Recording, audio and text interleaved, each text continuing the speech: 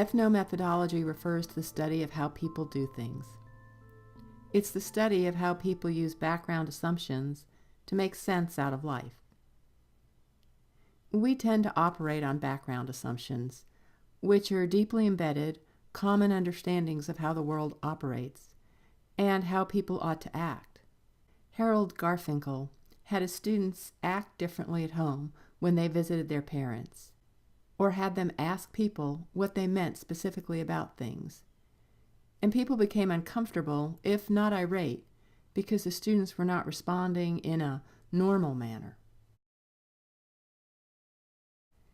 Your text refers to the no pants subway ride day as a challenge to the basic assumption that wearing pants on the subway is the only way to go. Why do we assume that people wear pants on the subway, other than it's just social custom? One of my favorite sociological quotes is the Thomas theorem, which says that if people define a situation as real, they are real in their consequences. Our view of a situation depends on our subjective interpretation, and what sociologists say is our definition of reality. When society tells us something is good or bad, we tend to take that notion as reality.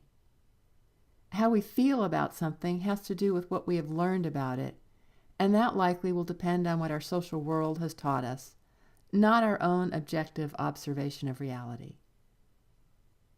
This concept is what is known as the social construction of reality, that our social world tells us what is real and how to interpret situations.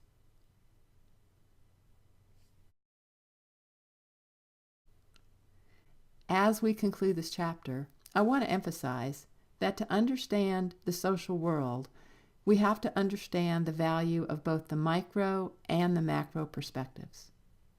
We cannot fully understand the social world without both these perspectives.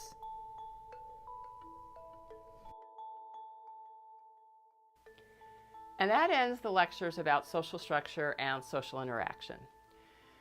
We've talked about what the social structure is and how theorists would view the social structure.